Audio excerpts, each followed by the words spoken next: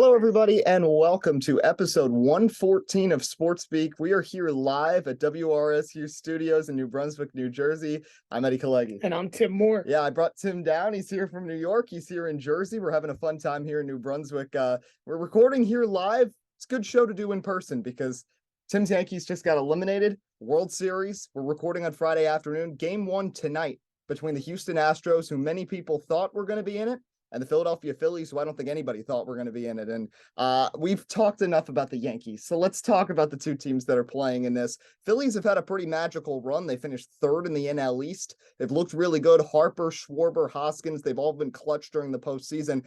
Tim, do you think they have enough against an Astros team? I truly don't know, because really, if you look at the World Series over, what is it now, the last 3 years, I mean, of course, you look at the Braves World Series run as well as the Washington Nationals World Series run, especially the Nationals, you would say, they didn't have the team on paper to turn around and win a championship. But at the end of the day, I view it like this. They have a potential, as long as they can play hot and hit offensively again against what is a very good Houston Astros pitching staff. But I will say this for Houston. They've dominated all season long. And I know the Yankees had early season success, and we've talked about the Dodgers winning, 115 games, in the regular season. The Astros were always consistent from start to finish, even when they were finding their stride, rather if that was offensive play, defensive play. A lot of their losses especially came in one-run game situations. So realistically speaking, overall, I would say it like this: for if you're Philadelphia, there's an absolute chance. And let's not forget, they fired their manager earlier on in the season. They fired Joe Girardi. So for them, this is only up on a higher end of the spectrum. But I would say, they've got a chance. I don't see the Astros winning in 4 games, but it would be an utter disappointment, in my opinion, if the Houston Astros don't walk away World Series champions. And let's be honest, shut the haters up in regards to the fact that this team finally gets a legitimate World Series championship. Well, here's the thing.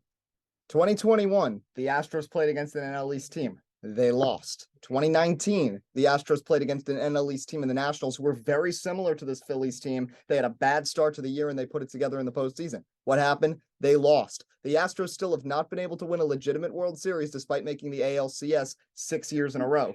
And point this out too. Of course, I know there's a lot of controversy in the New York aspect of, do the Yankees bring back Brian Cashman, Aaron Boone?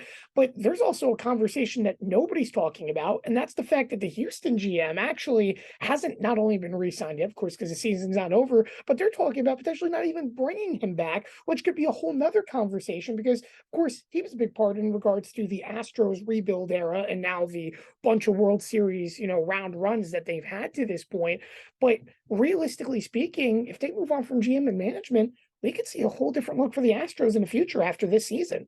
That's not saying that's going to benefit the Yankees or other teams, but you can see a whole different turn for the organization. And let's be honest, if they don't win a World Series this year, I'm not saying that their run is over, but there's a lot of free agents they may not get back, such as who's going to win Cy Young this year, Justin Verlander. Yeah, that's fair enough, but at the same time, look at how they've already rebuilt this team. They had George Springer. They lost him in free agency. They've got Yordan Alvarez now. Carlos Correa, they didn't re-sign. Jeremy Pena looks better than Carlos Correa ever did in the postseason for the Houston Astros, if you base it off of these series against Seattle and the Yankees. So I think the Astros right now, with their farm system and with their development, is fine. I honestly think it's more important that they bring the GM back so there's consistency up top, because clearly they've been doing something right there over these last few years to be able to develop this talent, and having someone with the wherewithal and the forethought that their GM currently has to make guys like Jeremy Pena and Chas McCormick, who were not big prospects, into key postseason performers is really paramount. So I think they're going to be okay, but I think they need that GM back. And I'm just going to say one last thing in regards to the Astros. What I also truly think is that at the end of the day,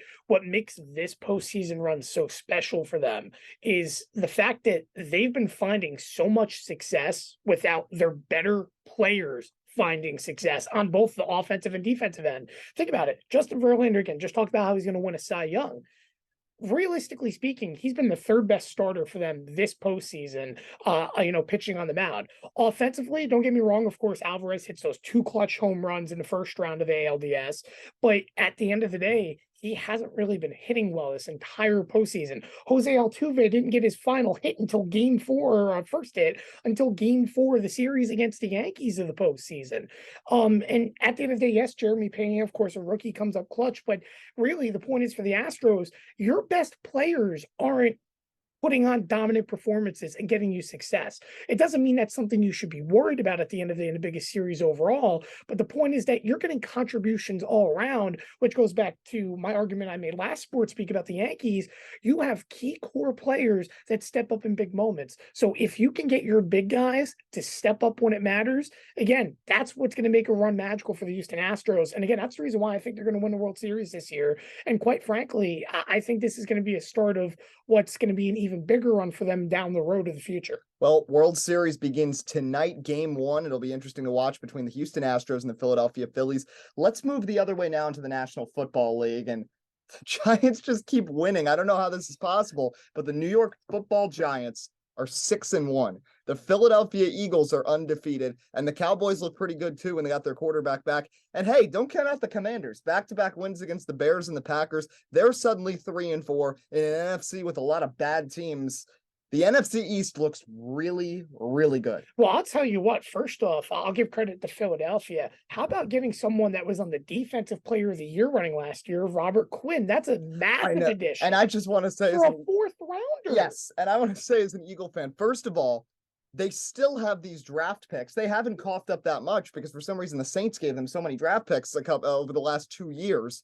And think about this defensive line now. You have Fletcher Cox, Jordan Davis, Brandon Graham, and you add Quinn. Nakobe Dean, who is considered one of the best defensive prospects in the draft, hasn't even really played that many snaps for the Eagles because they're so loaded at this position. So they have depth. You've got a veteran offensive line. And in an NFL this year where O-lines and D-lines, I feel like, have struggled across a lot of teams, and that's a big reason why a lot of teams are struggling. The Eagles are pretty short up at both of those positions, more so than they usually are, and that's why they're sitting 6-0, and that's why I feel really confident about this group right now. The only thing holding the Eagles back, in my opinion, from this season being the difference of a 1 seed in a Super Bowl run goes back to when they won their first Super Bowl, and that's the fact of health. If Jalen Hurts can stay healthy, if the receiver core especially can stay healthy, because we've seen this season how much of a factor that's had in aiding Jalen Hurts this season. If they could stay healthy as a group, this team is going to succeed, in my opinion, of being a legitimate Super Bowl contender. But what makes this NFL season so weird, it has nothing to do with the Eagles, because we knew they were, of course, going to be good. My argument was that the Giants were going to be better this season just because of easier opponents. But realistically speaking, this is a really odd year where we're seeing a lot of under-the-radar teams. Giants is a big example. Not only potentially talking about competing for playoff spots, but we're talking about prime time organizations like the Tampa Bay Buccaneers of late, the Green Bay Packers, all playing sub 500 football, not competing for division races. Meaning we're going to see a very, very different looking playoff this year. We're going to see a lot of different teams in the mix, which is something we're not used to because a lot of the football powerhouses just simply aren't playing well on the NFC side. AFC side, they're a little bit different, of course. Your Chiefs are still the Chiefs with or without Tyreek Hill. The Buffalo Bills, let's be honest, right now, outside of the Eagles, are probably the Super Bowl favorite for a lot of teams until they choke in the playoffs again. But, I mean, you look at those teams, they're not going away anytime soon.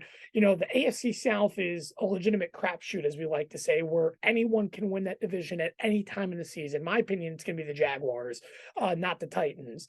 But overall, I mean, the AFC West, I think they're still the biggest disappointment outside of the Chiefs because there was so much expectations in the Raiders to get going. The Chargers, I know, granted, they didn't have a lot of Keenan Allen to this point due to injury, but that offense has not looked what it's looked like over the past 2 seasons. So with that being said, realistically speaking, there's a lot, again, teams playing under the radar. And again, nobody expected the rise of a lot of teams like the Giants, like the Jets, like the Seattle Seahawks, which I still can't comprehend. Not only is that team competing for a division win, but Geno Smith is playing out of his mind. And that's exactly where I want to segue to, because I was blown away when I looked that this week there's only 1 game between 2 teams with winning records. It wasn't Ravens Bucks. It was not Rams Niners, which is an NFC Championship rematch. It was not Packers Bills. It's Giants Seahawks. I know the Giants are having a crazy year.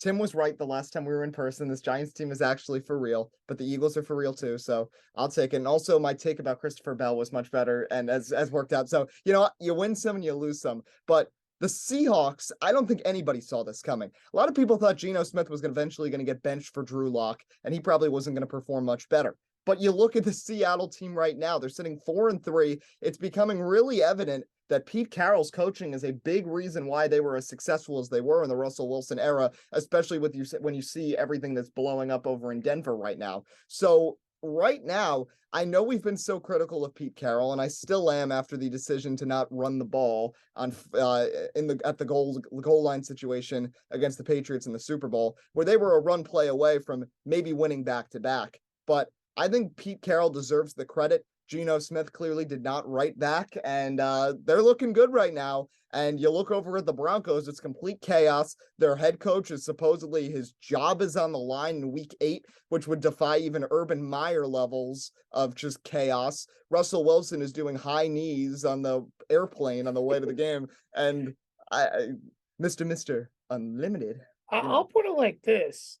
In terms of Nathaniel Hackett, he is putting up all-time Freddie Kitchens types of numbers with his coaching ability in Denver. It's just hideous. They had to hire a clock management specialist. It's bad. It is really, really bad and embarrassing to see what happens in Denver. And listen, I truthfully still think Russell Wilson can be a top 5, top 10 quarterback in the NFL. But with what I'm seeing this season from Denver, it's horrific. And of course, I know they have injuries as well on the running back end and so on. But at the end of the day, you just got to get better for Denver. And that's another team I didn't even talk about, AFC West disappointments. That's the biggest disappointment of them all. So at the end of the day, again, though, I think that Nathaniel Hackett, he's got to go at the end of this week. I just feel his job is definitely on the line in regards to he's going to go if they lose. And hey, at least Denver is somewhat decisive. Unlike the Panthers, it took them, 4 years, 5 years to fire Matt Rule, it feels like at this point. Yeah, well, also they were kind of bogged down because for some reason they decided to sign him to a 7-year contract. I still never understand that. How, I understood Gruden, okay, because just the namesake, the coaching ability, and what he meant historically for their Oakland at the time, now eventually. And the track record, he's performed well in the NFL before. Matt Rule was coming from Baylor. He was coming from an unproven program even before that. And yeah, okay, I get it. Going to the Urban Meyer aspect. Yes, it's great that you could potentially build a top 5 football team in the NCAA, but not every football player in that organization and program is NFL caliber. So when you're going around, and I'll always never forget the Urban Meyer statement last year where he goes, "Oh man, it's like we're playing Alabama every week." That sets a really good message to your team that you have no idea what you're talking about, because at the end of the day, if you're telling me every game is tough, then what are you going to do? Because I'm not saying that you shouldn't have the mindset that not every game is a guaranteed win, but if you're saying every game you're going to play is going to be difficult and you don't have a high chance of winning, that sends the wrong message when you want to develop a winning culture. And I feel like Nathaniel Hackett, the idea of he doesn't know when to call timeouts, doesn't know how to manage clock or really understand a big situation, that's very, very detrimental for a team, in my opinion, because it's not that he's a bad coach exactly, and that it's not what the message he's sending is wrong, but when you're showing action that's wrong, your team loses trust in you in big situations. And then it goes to the point of, for example, why do people love Peyton Manning? Peyton Manning didn't need a good coach to be a good quarterback in the NFL because he could almost manage on the field. Unless Russell Wilson's going to take this leadership role, which he's not, of controlling everything offensively and doing it from himself within his brain, calling plays and so on, that's the only way I feel with Nathaniel Hackett, the Broncos could be successful. And I think at the same time, as bad as Nathaniel Hackett has been, a lot of the blame has to go to Russell Wilson too. I mean, I agree. He has gone from I have never seen this before. I know he had an injury last season, but he came back and he still looked pretty good. And this is someone who made the Pro Bowl 9 times in 10 years and suddenly looks completely washed, can't throw the ball well, does not have the same mobility that he used to. More memes than he has thrown touchdowns this season. Yep. It's true though. And that offense, what is it, 14.5 points per game, I want to say, coming after last week. He only scored 10, I think, against the Jets. Yep. So at the end of the day, the Bears, I talk about how much I think Justin Fields is not a good quarterback. He had a very good game on Monday night, of course, but that's a team that runs the football, plays pretty much 2 clock style all game long. When you're scoring less points than the Chicago Bears, a team that, let's not forget, everybody on paper coming into this season said outside of the Texans may be the worst football team in all the NFL. When every player you're cut, not a single one of them got picked up onto another roster.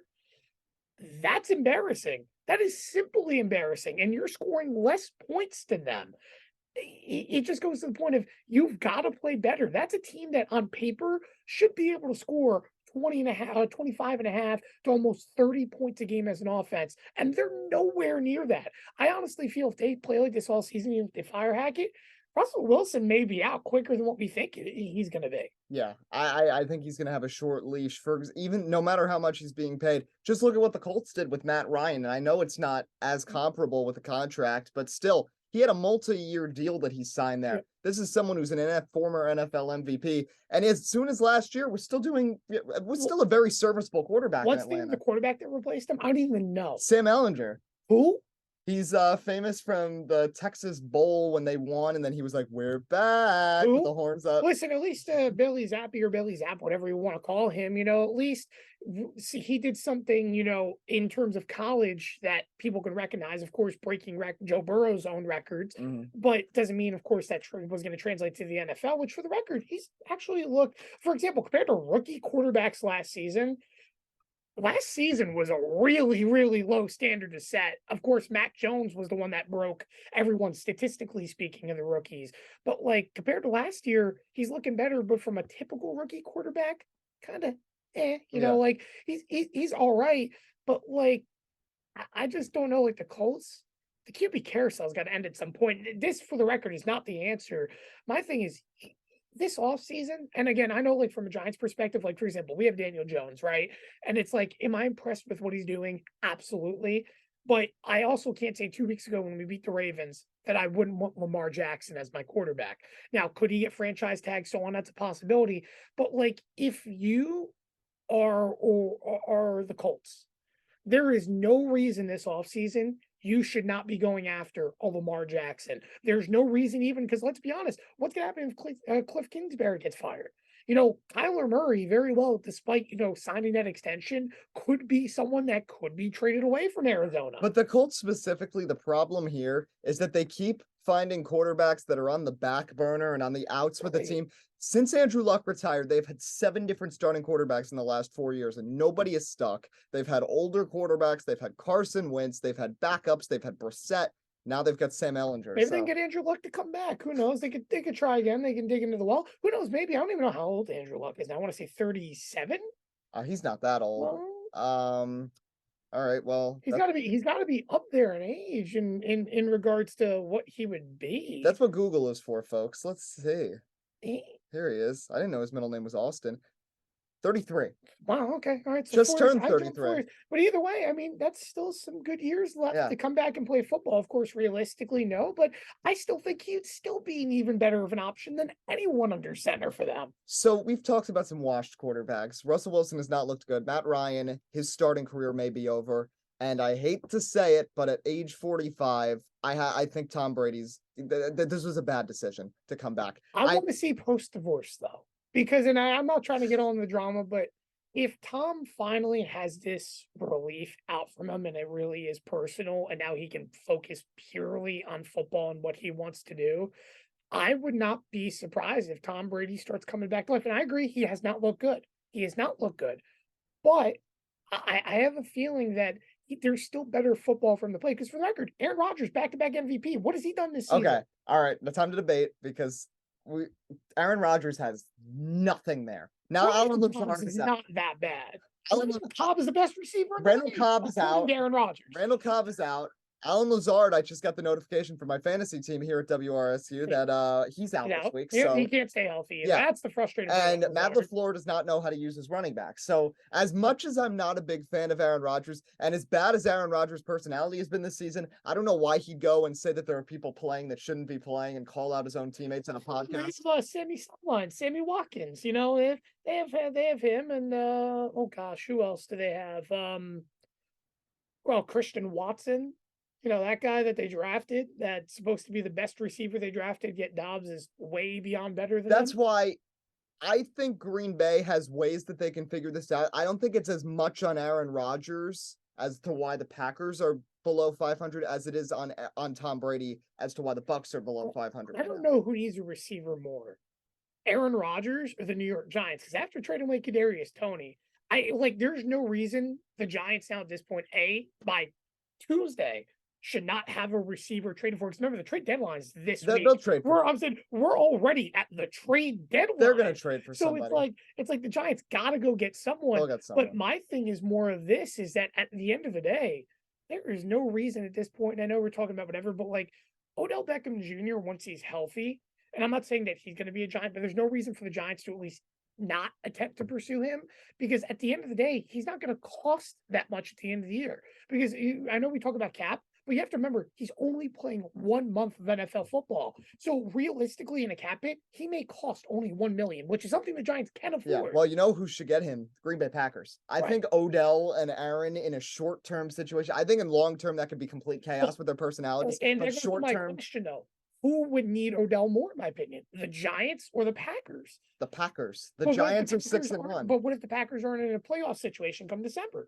Well, that's different, but I think they're going to be able to tread water enough, and with the NFC being so bad, there is going to be a third wild card spot to be had here, because I think the NFC East is easily going to get 3 teams in. The Giants and the Cowboys and the Eagles are all going to make the playoffs. That 7 seed could go just about anywhere. And then there's winnable games in the postseason. If Seattle makes the playoffs, we don't know how good Geno Smith is going to be in a playoff situation. There's a scenario where the Carolina Panthers could be sitting in first place in the NFC South and get a home playoff game as of week 8, which is almost the halfway mark of the season. So, you know, there's an opportunity we could see primetime Kirk Cousins come back to life. Yes. Which I can't comprehend too, because listen, I'm not saying the Vikings are bad by any means, but on paper, I did not expect them to be even close to winning the NFC North compared to the Packers. I thought they were maybe a potential wild card team, but with what they've done offensively, listen, the Kirk Cousins can't pass anymore. That era's kind of gone. Justin Jefferson has really stepped up. Adam Thielen has become a very complimentary to receiver rather than being the guy for Minnesota. I'm intrigued by that offense, but it also, again, comes down to, can Dalvin Cook stay healthy for them? And that's the thing. The NFC North, that's the other thing about it. Of course, we talk about all the receiver injuries for Aaron Rodgers, but really, the NFC North has done a very good job overall as a division, pretty much staying healthy early on in this season as a whole group compared to other divisions. So let's move to the SportsSpeak Fantasy League. Now, first of all, we have some NFL stuff we do here at SportsSpeak. You can follow us on Twitter at SportsSpeak Live for our NFL Pick'em. We'll have our picks out probably tomorrow. But SportsSpeak Fantasy League, our standings right now, in the East, me and Tim are tied at 5-2. So we'll see how that works out. And you had a big comeback last week. I did. Because if you lost to Raheel, I would have had a 1-game lead on the division over everyone. I did. I needed quite the rally. I ended up winning at 114-105. I'm looking at my team to figure out exactly. Oh, Ramondre Stevenson with a 23.8 really helped me out. And Robbie Gould made up for. So I have the Niners defense and their kicker. The defense had -4, but the kicker had 14. So I'll balance that out and pretend they each got 5, and I'm happy with that. Noah Fant only had 1 point for me, and Juju Smith-Schuster had 25 points. So I don't know, though, if anybody's going to be able to stop Bellows. Bellows has a team that is just so good. And initially, everyone thought it was Raheel's team that was good, because Raheel hadn't made a transaction all season long. He's had everyone healthy. Everyone's played great. I don't even think he's paid attention to the fantasy, but he hasn't flipped his lineup in fantasy at all, because that's just how good he drafted. But like Bellows' team always overachieves every week and just goes off. Well, Raheel has his first injury concern because now Jamar Chase is out 4 to 6 weeks. So However, he somehow ended up with Stephon Diggs and Justin Jefferson on the team as well, and he's got Claypool. I've got a problem. I need Debo Samuel to go to get listed as out because he's not projected to play, so I can sign a receiver because I'm in trouble in regards to I may have to play Curtis Samuel this week. Yeah, my team's solid right now. I've got to put Juju on the bench. I've got Brandon Ayuk in as my flex. Let's see who the matchups are this week. I'm against the best Ginger, aka Drew Jua, who claims now he is in fact the superior Ginger since he beat Zoe last week. He's a whopping 3 and he 4. beat Franks. Yes. That was the other. That's the reason why he calls himself superior. Yeah. So he beat both of them. Okay, but guess what? Zoe has more wins than him, so I don't want to hear it. So I face him. I'm projected to win 120 to 115. Zoe so far has the lead against Miniker. It's 10-8 because both of their kickers played, and Ryan Suckup outscored Justin Tucker, which is kind of shocking. Poach is against Raheel. Raheel is projected to win by 28 points. I think that's going to be a pretty easy win for him.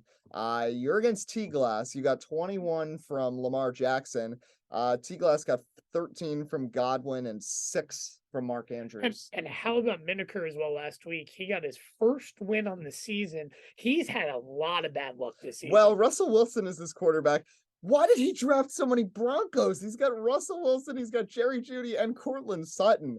I mean, talk about throwing all your eggs in one basket. I think if I remember, we had the round of draft a player from your favorite team. And then if I remember, the reason why he got Sutton was because that last round we had draft the best player available, and that's who was available for him. And then, of course, Broncos country, let's ride. He's got Russell Wilson as his quarterback. I mean, his team doesn't look awful. His running backs are Cooks, Singletary, and now he has Kenneth Walker too. So, I mean, it could work. He doesn't have the worst team. I feel Franks has the worst team right now. Yeah, let's see. That's the last matchup. It's Bellows against Franks. This one could get ugly. Bellows is projected to win by 24. I'm kind of surprised it's not more. Franks does have Josh Allen, but Aaron Jones has been a disappointment. DJ Moore and Brandon Cooks are his main receivers. So that's gotta, and Kirk Does he is still have his flex. Damian Pierce as his running back? No, he picked up Ryan Robinson. So because he was able to put Wentz on IR. So yes. So Franks did make a move. So we will keep a sharp eye out for that. We got about 10-15 minutes left. So let's quickly jump into a little bit of NBA. We're about a week and a half into the season. The Nets are 1-4. Now, I can't say I didn't expect that because they had a ridiculously hard schedule to start the season. I mean, playing Giannis and Luka on a back-to-back is not going to be pretty, but Ben Simmons, all my Sixers fans were telling me, you're going to hate him. You're not going to want to clown on him anymore.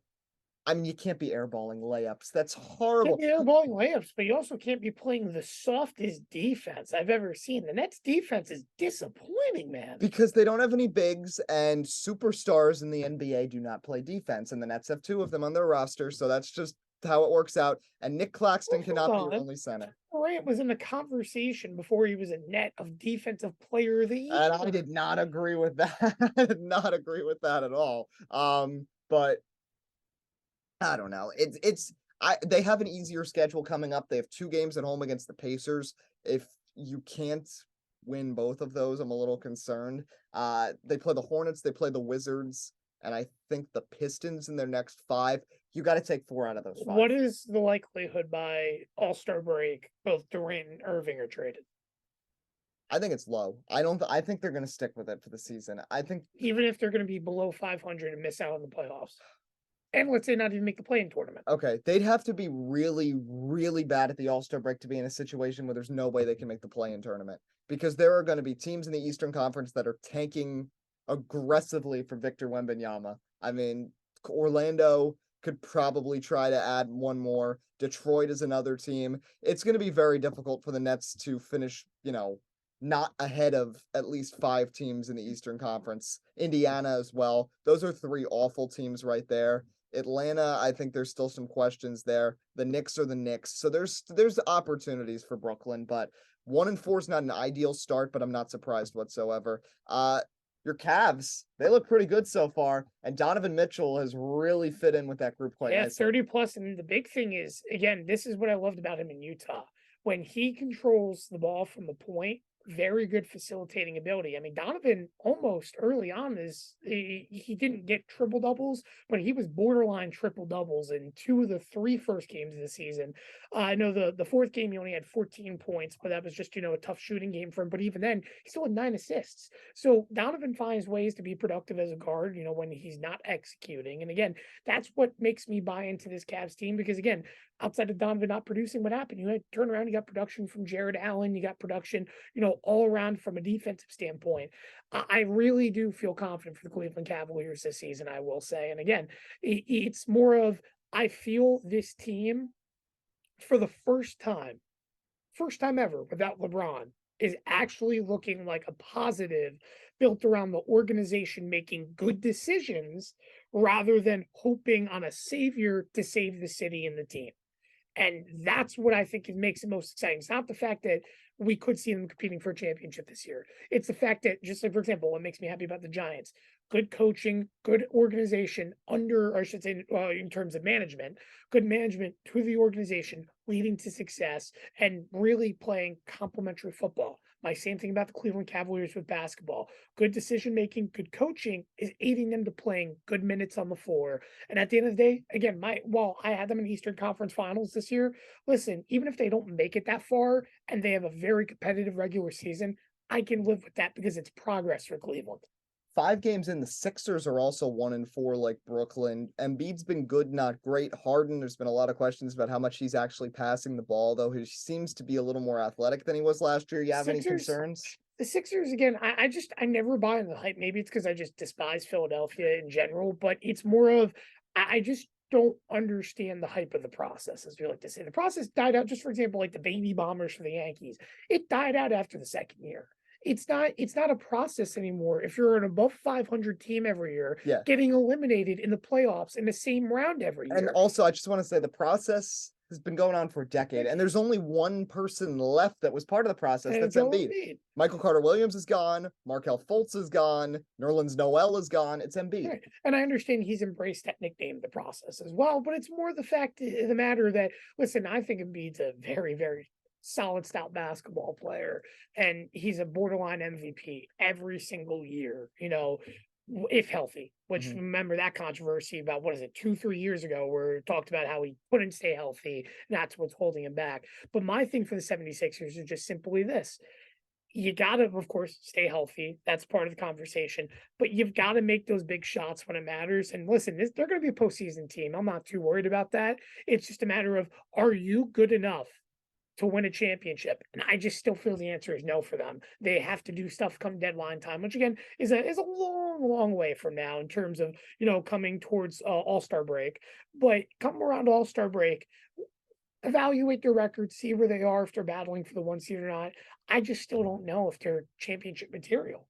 One more NBA topic, then we're going to bring in their surprise third member of our team. But the Lakers, they are 0-4 right now. Raheel, if he was here, would be yelling at me. Why are we talking about that? Shot 0 of 10? 0 of 11. Over 11. And then he sits with the phantom hamstring injury, which doesn't make sense because then they show a video during the ESPN broadcast of him dancing in the locker room, even though he was out. And then he doesn't play and the team still shoots 20% from 3 and they still lose. And they have a ridiculously hard schedule to start the season. It is very possible that they could start 0-11. It is very possible. And this is what I want to debate with you because Stephen A was talking about it on First Take, and I know there's a 99% chance this wouldn't happen, but I think for the sanity of the Lakers organization, I don't think it would be the worst idea to explore a trade for LeBron James, because I think there are teams that would aggressively pay for LeBron because LeBron is still really good at 38 years old, and there are teams that may feel like they are a LeBron away from becoming instant title contenders because they have a young core built up and they can afford to lose a couple of pieces. The Lakers need draft picks. The Lakers have like 2 draft picks that are decent over the next 6 years. They're not going to be able to trade Russell Westbrook because nobody wants him. LeBron is still useful. The Lakers need to break this down, and they need to make a change. Anthony Davis is not what he used to be. Every move they make doesn't really work. They're trying to hype up random guys like Austin Reeves and Matt Ryan, who are not going to power them very far.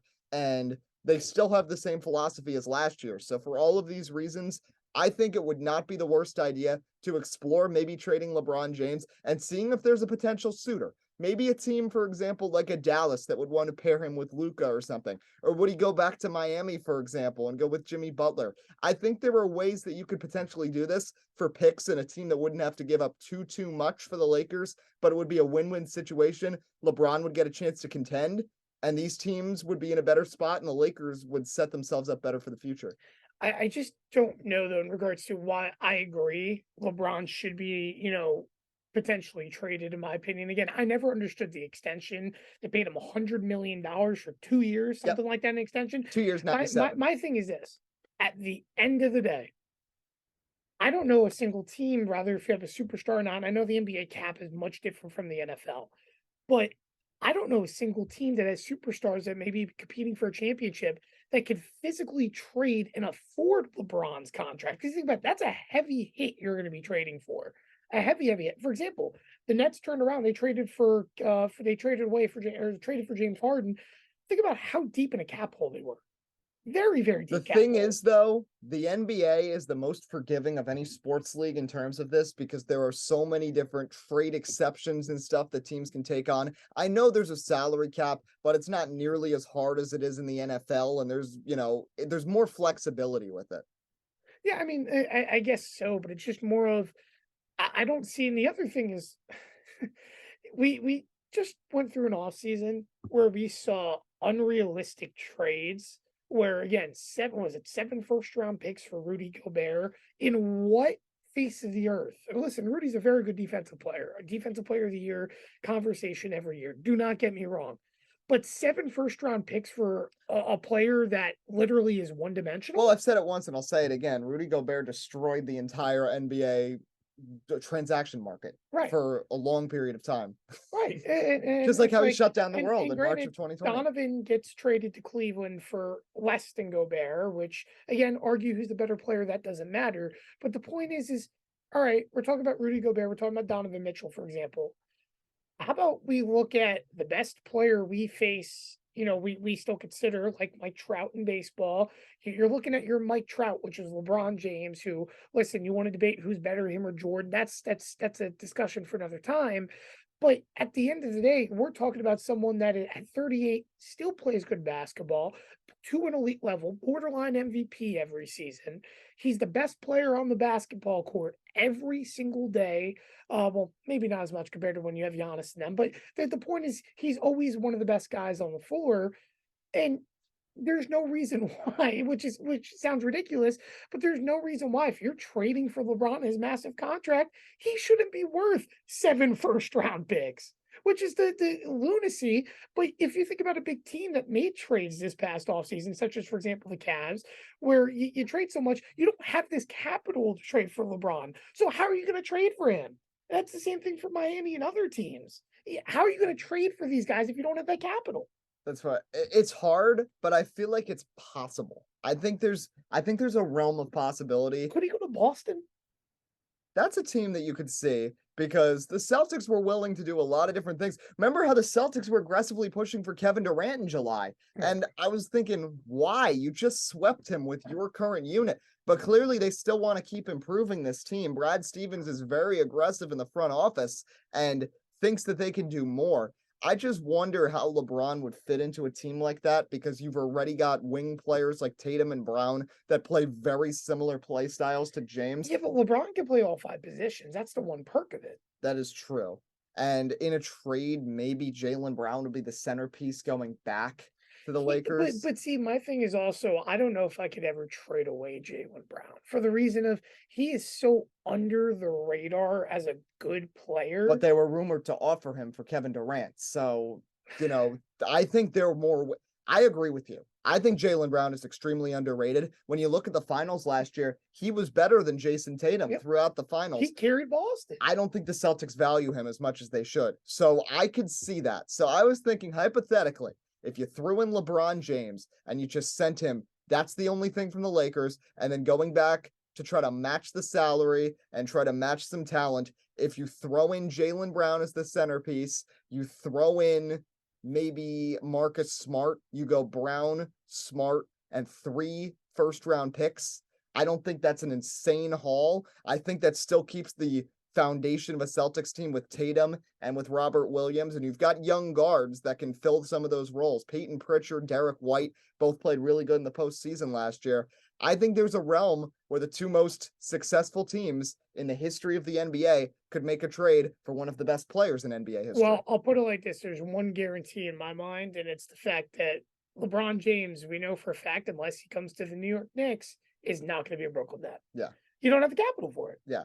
Well, but I was not planning on them trading for LeBron. But that would be a crazy team. LeBron, Kevin Durant, Kyrie Irving matched with LeBron again, and also potentially Ben Simmons if he's not a part of that deal.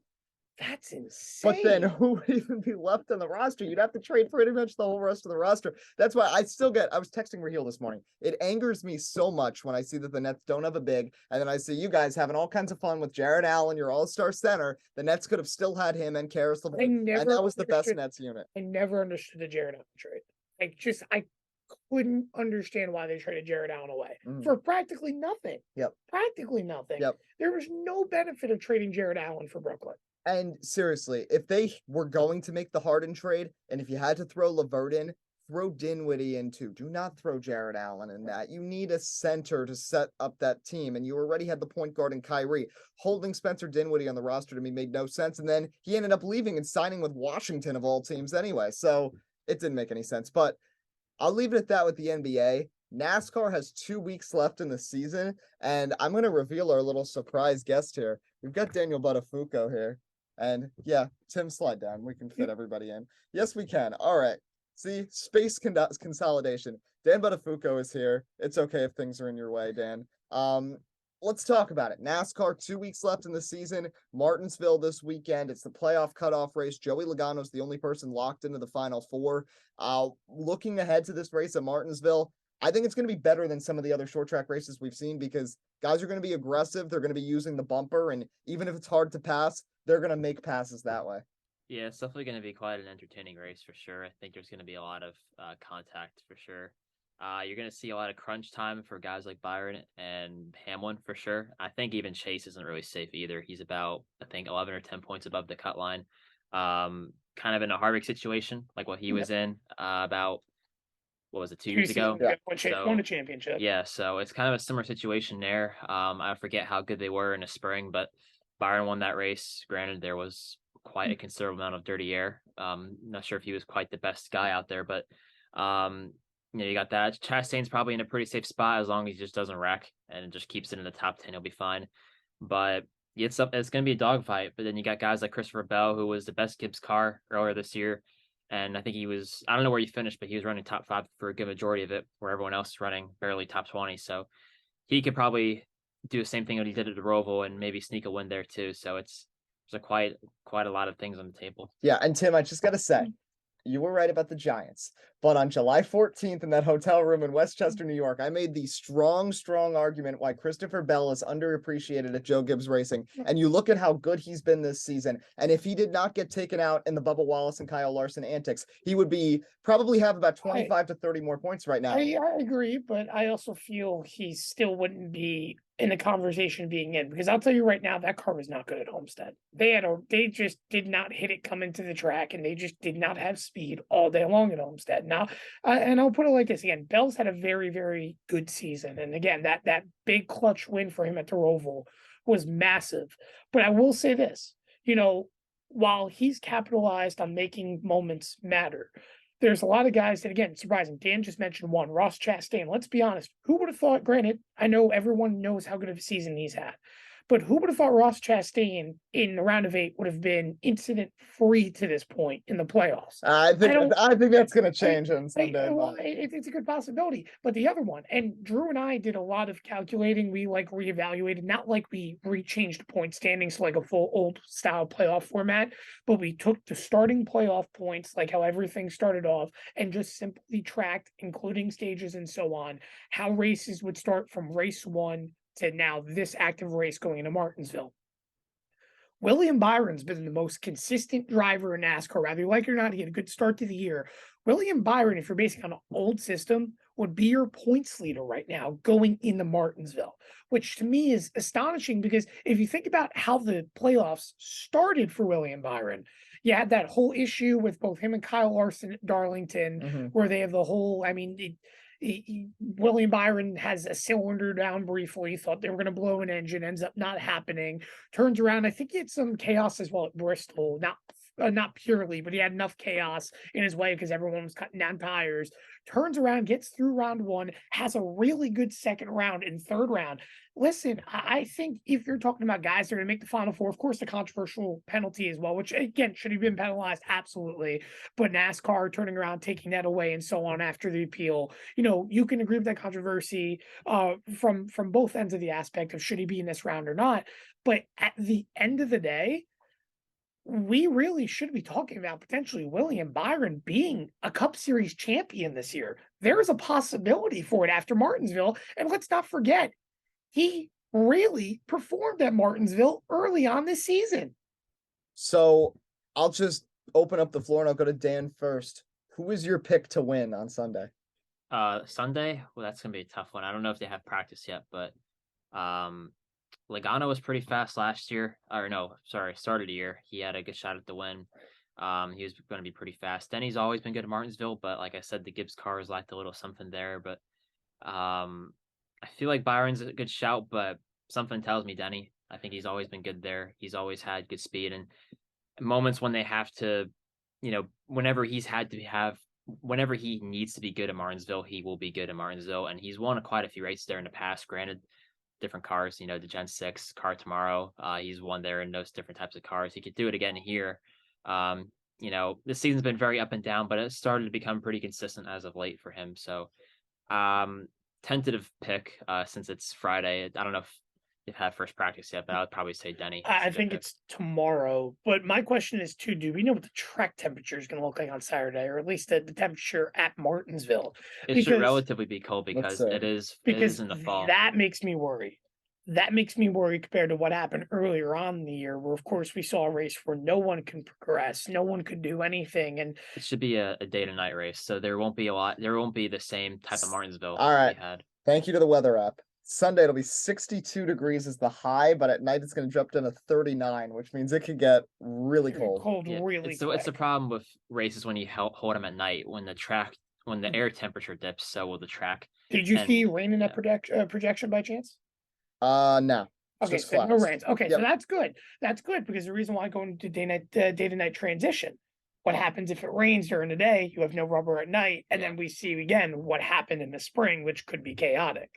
And I guess this makes me ask this one question. Of course, I know we're going to stay on the topic in a moment for the Final Four and so on, but if you're NASCAR and you see what happens at this Martinsville race, like what happened earlier on in the year, Dan, do you start to worry about the future of tracks like Martinsville because you couldn't provide any good racing with this next gen at cold temperatures? You start to worry more about the car rather than the track. Right. The tracks have like that, Bristol, especially Bristol too. That's a big one. Bristol this year. Richmond. Richmond was a good race. That was probably Richmond. Yeah, I say Richmond, and people were talking about. This blows my mind too. I was reading articles. They're talking about wanting to put dirt on Richmond. It would look pretty cool, but I think Richmond's already a good enough track. Yeah, I mean, if it were to replace Bristol dirt, I'd be fine with that. But the way I see it though is the car is already established. It's got a lot of failures, a lot of quirks with it that are really just not good. I mean, if you're having people always look at the bump and runs in Martinsville, but I honestly look at it for the racing. I think 2 years ago, I think it was either 2020. Yeah, I think there was a good side-by-side battle between Denny and Martin for the win with about 10 laps to go. And now it to me is like Martinsville racing, whether it be Jimmy Johnson, Jeff Gordon, doesn't matter those cars, like use Gen 5 or car tomorrow, you've had some good side-by-side battles at a track like Martinsville. And same thing for Bristol. Bristol, the new configuration that they've had there for the past 15 years, you can run almost anywhere. I mean, you see Harvick run his Harvick line, not the bottom, but the middle, and then veering up to the top, center off. And you see guys like Kyle or anybody else run solely the bottom. There's been guys running the fence like Larson at Bristol, but this year with the next gen car, it's kind of limited that. Their dirty air is horrendous. I'm not a complete engineer, but probably something to do with the diffuser. Yeah. Something along the lines of just the aerodynamics, and with it being a literal GT3 car, which no one is really a fan of. You have those iconic tracks that have provided great racing and great moments in NASCAR history, and now we're having tire issues, we're having mechanical problems, and now we're having points where you can't even follow a guy in traffic. You could be 2/10 a lap faster, 10.5 lap faster, which is a big amount. If you're a 10.5 a lap faster than somebody, that's a hefty amount of time, especially in a short track. You're that much faster and you can't get around a guy who's a lot slower than you. That's a bit of a problem. Now, granted, dirty air, you're never going to erase it. It's going to be part of racing, but there's a certain point to where if you're that much faster, there should be a way for you to get around a guy. Yeah. Now, when you're at Bristol and you're at Martinsville and you can't do that, it starts to raise into question the legitimacy of the car and how good it is in traffic, especially at iconic tracks, even in mile and a halves and especially road courses. Wow, it's got a lot of flaws. It's still crazy to me too to think about that. We look through the playoffs and we look at all these tracks that, like, of course, everyone was concerned about Texas, the inability to passing, and it ended up being injury controversy. But it still very much blows my mind that to this point, through all the chaos of issues with tires and everything, that the least controversial track to this point that we've seen in the playoffs literally has been Talladega. That still blows my mind. I think a lot of that is because I think what was it, the week before was Texas, correct? Yeah. Texas. Well, yeah, So that's a big week. That's a big week. You had two instances. You had Cody Ware and you had Alex Bowman in the same race. Right. So I don't know if there was what the driver meeting was like before the race, but I think everybody went into that same race with the same mindset of make it to the end. Yeah. And I think that honestly made it I'm not a big restrictor plate fan. I think the racing is very gimmicky. It doesn't take a lot of driver skill. It's more driver decision making rather than actual raw driver ability. But that was probably one of the better races of the season. There was a lot of side by side. There was a lot of just good decision making. No hefty blocks, nothing egregious except Stenhouse on like lap 20. Right. But other than that, it was a pretty caution-free race. I think almost everybody finished it, except guys like Harrison Burton. But that was a better race. But I think a lot of that was because of decision making. There's a lot of issues with the next gen car when it comes to rear impacts. With the car being too, it doesn't. The driver absorbs a lot of the hits because of the over extreme composite bodies. And right. There's no crush zones. Not a big crush zone. Right. And so when you hit the wall here at Talladega, you're hitting it pretty fast. You're going 195, 200 miles an hour consistently around the track. So drivers all came into that same mindset of more than likely of just let's be smart, let's not do anything silly. So it didn't really surprise me that the race went as smooth as it did. If anything, it made the race a lot more refreshing to see because the past super speedway antics we've seen have been kind of annoying and exhausting, really, with how driving has been. I also feel like Talladega is just in general a better track than Daytona because Daytona, despite the history, is so narrow. There's just not much room for error. At Dega, because of the wide track, you're able to get cleaner races. And let's be honest, when you look back at the last 5 to 6 Cup races at Dega, I'd say only maybe 2 of them have been real wreck fests. And both of them this year were not too bad. I say usually the Wreckfest race always comes in the spring. Yeah. The playoff race has wrecks, don't get me wrong, but it's more of guys thinking big picture, which goes back to Dan's point of, making decisions to not put yourself in a vulnerable position. Of course, I always think about, for example, the wrecks, ironically, with Alex Bowman, right, where he gets turned by Stenhouse or makes that big block in Logano a few seasons back when he was in the 88. Really dumb. Yeah, I know, but the point is, though, is that I understand drivers in those situations of being somewhat careless because of the playoff system, unfortunately, we have.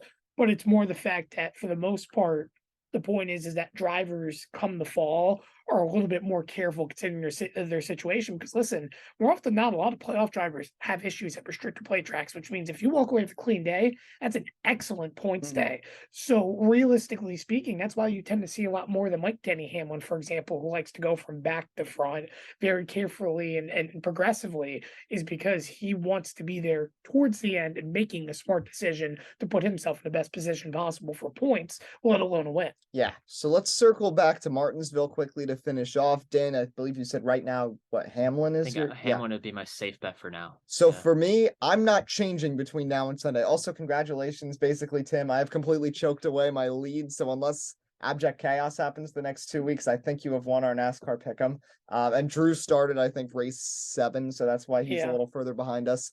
But I led for the first like 30 races, and then Tim passed me. I'm literally the New York Mets. So, he's the Braves. He's Blooper. I'm Frank the Tank. And as Frank the Tank, I'm going to say that Chase Elliott, just like 2020, is going to get the walk-off win to get himself into the Final Four at Martinsville. And I am sticking with that 100%. I know Byron was better in the spring, but Elliott is really good at this track. And Elliott, I said it a couple weeks ago, I think has been consistently the best driver this postseason and may be the best driver this season. And I think Chase is going to be able to get the win and lock himself into the Final Four. I just don't know, because the last two races for Chase have been so bad. And while this is historically, of course, all the history at this track because of the plane crash and so on for Rick Hendrick means so much to them.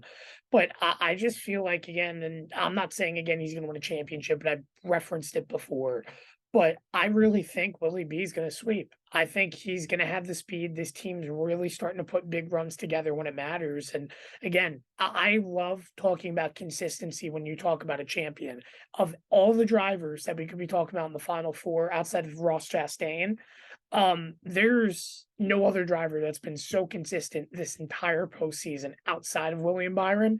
And I also want to say this: whoever makes the Final Four, unless it's Christopher Bell, only because of the bad round, and the bad round prior to that, I would probably say that anyone in this Final Eight is very deserving of being in the Final Four.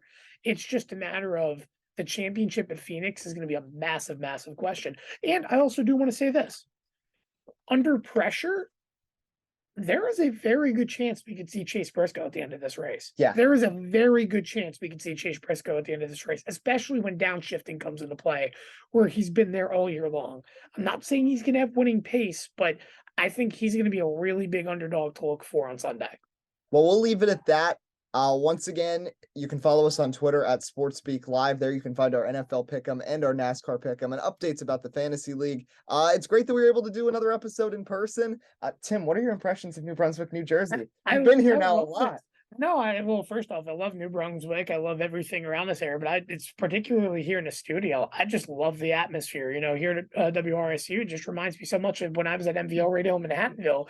And I mentioned that to you before, we even started recording the show. It was like, I'm just looking at the background. You have all these posters up and a legitimate atmosphere here, which is why I would imagine not just you, but almost every person here that comes to the WRSU just loves being here and spending time here and almost never wants to leave because it just feels so much like a home atmosphere. Yeah, on the other side of this computer right now, we've got a sports show going on right on the other side of the window. So yeah, it's a great place. Shout out to Mike Pavlichko for letting me record this in here today. And of course, we'll be back on Zoom next week. Supposed to have Zoe Alter on, so you can stay tuned for that. But we'll talk some Detroit Lions, of course. Yeah, we gotta convince her to start Jared Goff in fantasy. She doesn't do that much. She starts Aaron Rodgers still. Yeah. I don't get it. Well, Jared Goff had like 1 point last week. Yeah, so.